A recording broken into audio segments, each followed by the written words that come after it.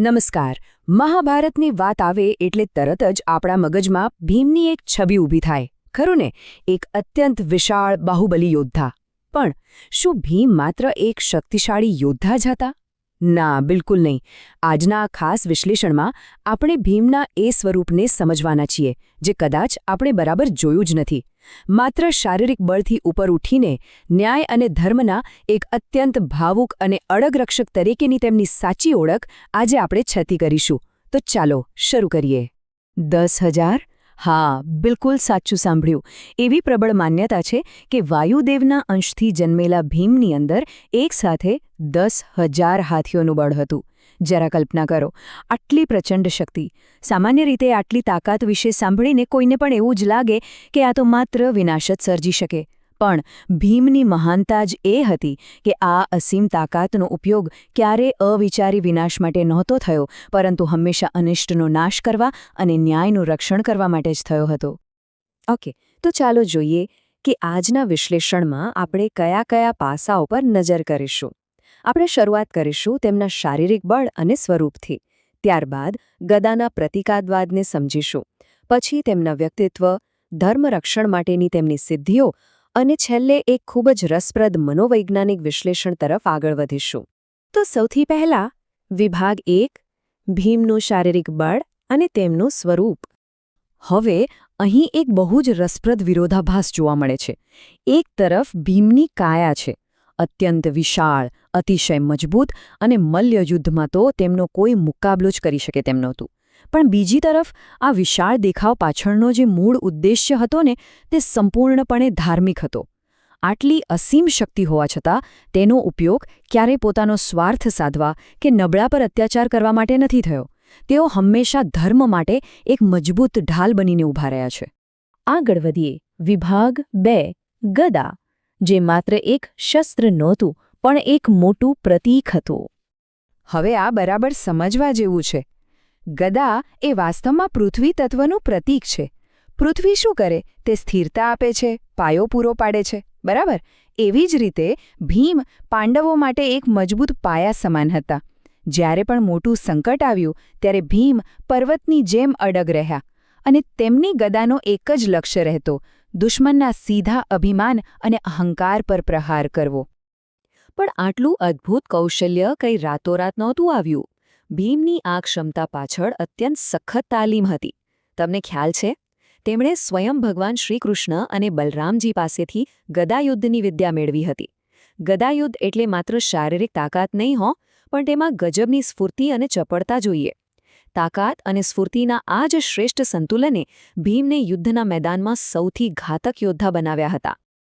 ચાલો હવે વિભાગ 3 તરફ જઈએ. તેમનું વ્યક્તિત્વ, તેમની અતૂટ વફાદારી અને પ્રેમ. ભીમનો સ્વભાવ જુઓ તો એકદમ નિષ્કપટ અને પારદર્શક. મનમાં જે હોય એ જ હોઠ પર. બહારથી ભલે તેઓ એકદમ કઠોર અને ખરબચડા દેખાતા હોય, પણ અંદરથી તેઓ એટલા જ ભાવુક હતા. તેઓ યુધિષ્ઠિરના ધર્મ અને અર્જુનની વિદ્યાના સૌથી મોટા પ્રશંસક હતા. હા, તેમને ક્રોધ આવતો, પણ ક્યારે? માત્ર ત્યારે જ જ્યારે ધર્મનું અપમાન થતું. દ્રૌપદીના ચીરહરણનો પ્રસંગ યાદ છે ને?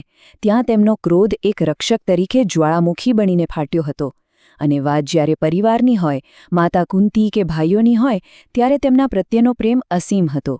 તેમના માટે ભીમ હસતા મુખે કોઈ પણ બલિદાન આપવા હંમેશા તૈયાર રહેતા. હવે જોઈએ વિભાગ 4, ધર્મરક્ષણ માટે તેમણે કઈ કઈ ઐતિહાસિક સિદ્ધિઓ હાંસલ કરી. જો આપણે તેમના જીવનના આ મુખ્ય તબક્કાઓ પર નજર કરીએ તો આખી વાર્તા એકદમ સ્પષ્ટ થઈ જાય છે.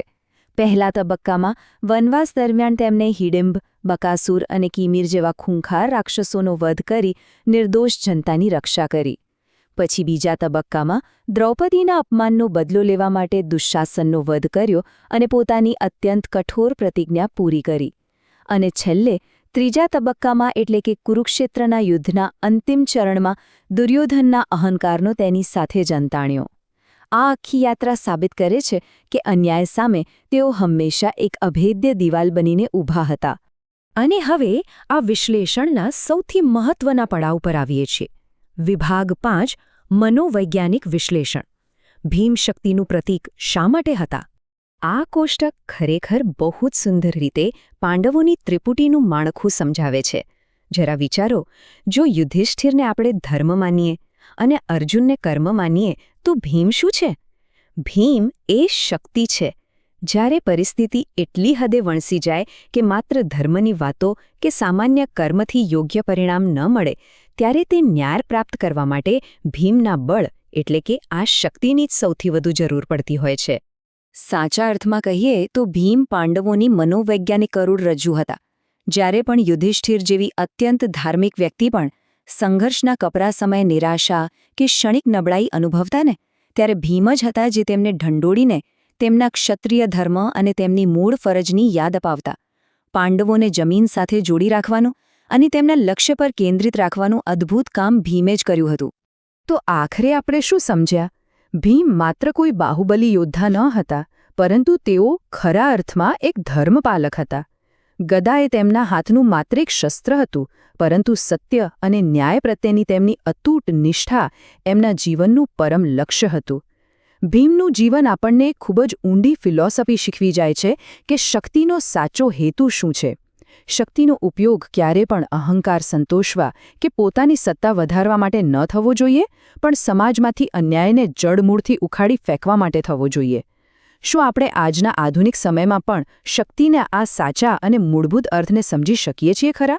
આ જ એક વિચારવાલાયક પ્રશ્ન સાથે આપણે આજના આ વિશ્લેષણને અહીં જ વિરામ આપીએ છીએ. સત્ય અને શક્તિના આ અદ્ભુત સમન્વયને હંમેશા યાદ રાખજો.